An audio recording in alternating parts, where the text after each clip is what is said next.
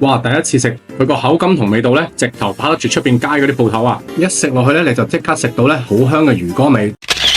大家好，我係羅蘇。咁話說咧，有一日咧，有個朋友咧介紹咗呢隻薯班嘅拉麵咧，叫我去試下喎。咁我就二話不說，即刻去揾下邊度有得賣啦。咁卒之咧就俾我喺759咧就揾到啦。咁由於佢長期賣斷貨嘅關係咧，我呢條片咧足差唔多用咗成2個月咧先錄製好啊。好，事不宜遲，即刻試味。嗱，排名不分先後啊。咁第一個咧就試咗呢個香蒜豚骨醬油味先。咁我第一次煮咧係跟住去後邊嘅 instruction 做㗎，但係煮完之後咧，發覺佢個麵質咧都仲有啲硬啊，所以通常喺包裝度寫4至5分鐘嗰啲咧，我就會加多1分鐘俾佢啊。咁將呢2包嘢咧預先放咗落個碗度先，跟住當個麵一煮好咧，就即刻可以成煲車落去啊！哇！第一次食佢個口感同味道咧，直頭跑得住出邊街嗰啲鋪頭啊！麵質個彈性同黏性咧都有喺度，相當唔錯，真係超濃郁超香啊！咁我個人咧就最中意呢個口味啦。嗱，第二個咧就試呢個橫濱醬油豚骨味。呢個咧我就嘗試加多2塊紫菜落去咧，增加個風味同埋口感啊。咁呢一隻個麵質咧都 OK 嘅，但係呢個味道咧我就麻麻地，同埋我覺得呢個偏油啊。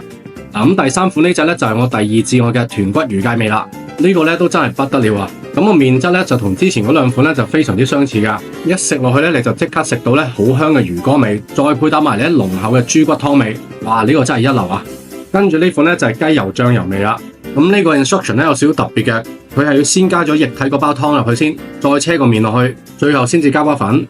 嗱，聞落去咧就 OK 香嘅，食落嘅味道都 OK 嘅，但係咧我都覺得有啲偏油啊。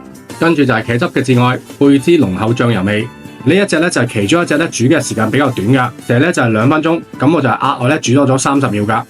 呢個我仲加咗餸添，整咗隻煎雙蛋，但係咧呢個麵質咧我就覺得黏咗啲啊，我就唔係咁中意啦。但係個味道係 OK 嘅。再嚟呢個咧就係我嘅第3位啊，濃厚味噌味啊！呢個麵質咧都係厚身啲嗰隻拉麵嚟噶，哇！聞到個味咧已經香到嗌救命啊！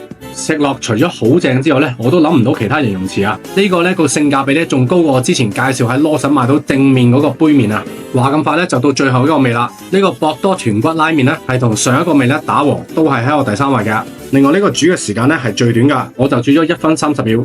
我覺得佢呢個味咧都幾似一蘭嗰陣味啊，同埋咧都係幼身嗰隻拉麵嚟噶，但係呢個先係8個幾一包，真係冇得輸啊！呢隻咧都好正啊！好啦，希望你哋中意我今集嘅介紹啦，下集見，拜拜。